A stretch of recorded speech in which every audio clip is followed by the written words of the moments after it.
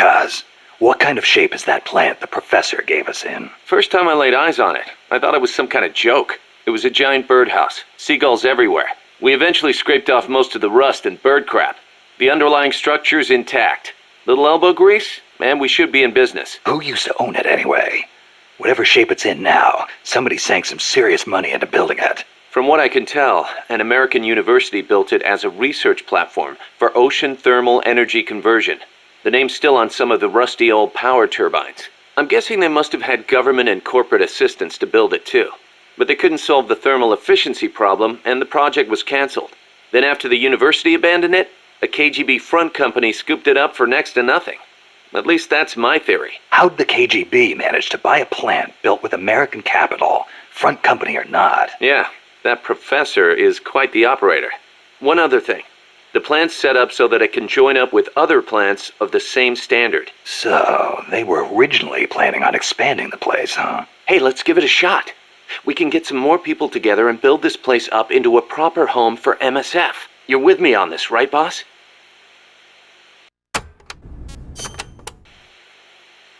The new plant is a hex type. That gives it more surface area than previous types, and also makes it easier to plan expansions. We're gonna make this place huge. Hex, huh? Like a beehive. Nothing wrong with that. They say the honeycomb design is one of the strongest. I hear they're even thinking of using it in tank armor. Good enough for me. I'll see about finding us some worker bees. Appreciate it, boss. By the way, Kaz, who do you think's our queen bee? Good question. I was thinking maybe Poss. I was thinking Strangelove. I can see that. Or maybe Cecile. On second thought, I might go with Amanda. How about this, Snake? We'll have an army of queen bees. Sure. Why not? Snake, you can use the Fulton surface-to-air recovery system to send prisoners and unconscious mercenaries you encounter back to Mother Base. I know you've used the Fulton before, but just to make sure I'm not missing anything, let's review the steps. Okay. First, attach a balloon to the unconscious enemy or captured prisoner. Right. I hook a wire to their waist, and on the other end of the wire, there's a helium balloon. Right. Then we'll send over a chopper to catch the floating balloon with its recovery hook and reel it up into its cargo hold. And that's it? And that's it. We finished installing the recovery hook on the Huey. Wait, Kaz. Something doesn't make sense about this whole process. This again. Well, normally, Fulton recovery is for when you're using fixed-wing aircraft. With a helicopter, isn't it simpler to land and pick up directly? Listen, Snake. You're going to be calling for recoveries repeatedly throughout your mission. We want to keep the risk of taking enemy fire to a minimum. The best way to get that done is to do the recovery in a high-speed flyby. That's what the Fulton surface-to-air recovery system is for. Uh-huh. What's the real reason?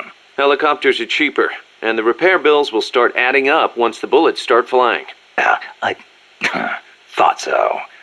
Kaz, I know we need to keep costs down, but... Boss, you really need to get rid of this whole army mentality. We're not the Pentagon. We don't have billions of taxpayer dollars to play with. And besides... Fine.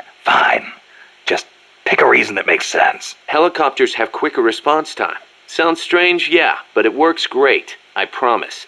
You'll get used to it before long. Yeah, I hope so.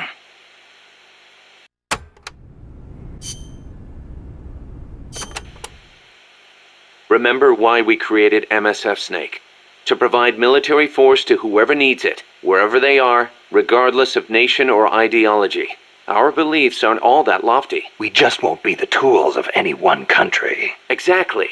We know only how to fight, but we refuse to live our lives at the whim of the state. The MSF seal is patterned after Pangaea, the supercontinent from 250 million years ago. Back then, the whole world was one landmass, one world. No gaps, no rifts. Our strength will take us back there.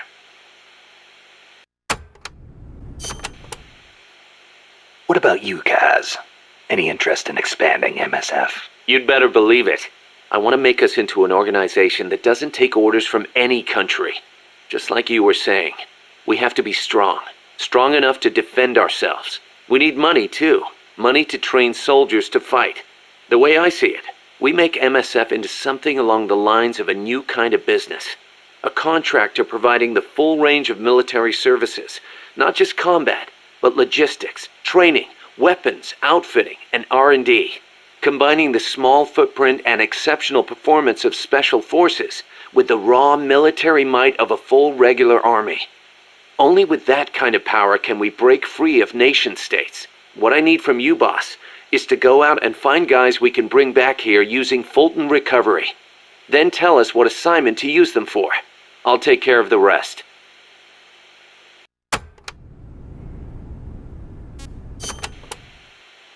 Your old mentor, the boss. She was known in the West as the mother of special forces, right? Nothing but propaganda. Actually, it's not all that far from the truth. I heard the KGB just set up a counter-sabotage cell. Alpha Group, I think they call it. There's even a rumor that West Germany created a counter-terrorist unit within its border police after the debacle at the Munich Olympics. Back home in the States, they've got the illustrious Green Berets, the SEALs, and your personal creation, Foxhound. The seeds sown by the boss are beginning to sprout. Same goes for MSF, right? In creating it, you were carrying on the will of the boss. Yeah. She taught me how to fight the hard way. She beat it into me.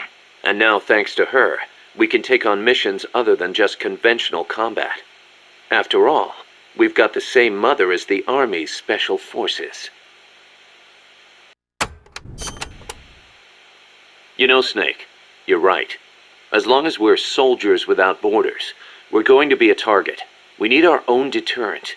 Yeah, we're going to be stepping into a lot of different conflicts as we roam the world, each one unique, and with its own set of geography, ideologies, and politics.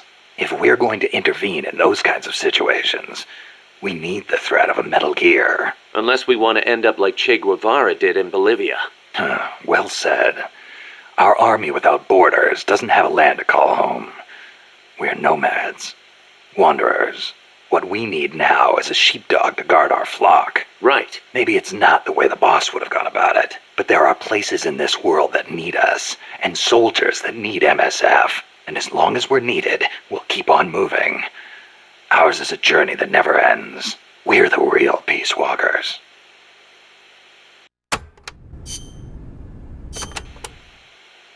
Still can't believe Professor Galvez was KGB. Well, like the professor said, Moscow's hell-bent on communizing Latin America. Yeah, the Cuban intel services are all in the KGB's pocket. You don't think he's got some kind of ulterior motive? If the CIA is up to something, it's only natural that the KGB wants to know about it. But I doubt they're showing us their full hand. We'd better watch our backs.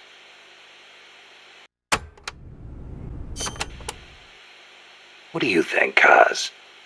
Why did Paz come all the way to Colombia herself? It's a long trip to make just to be Exhibit A in Galvez's sales pitch. She's only 16, still a kid.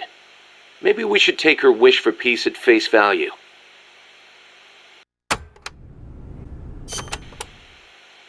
Remember that habit Paz had, Snake? How she always had her index finger on her upper lip like this? Yeah. It bugged me ever since we first met her. Never figured her for a snuff user. I can't believe we never noticed. She used the kind where you keep a pouch of leaf in your upper jaw, let it absorb through your gums. She might not have been used to it. Probably used her finger to keep it in place.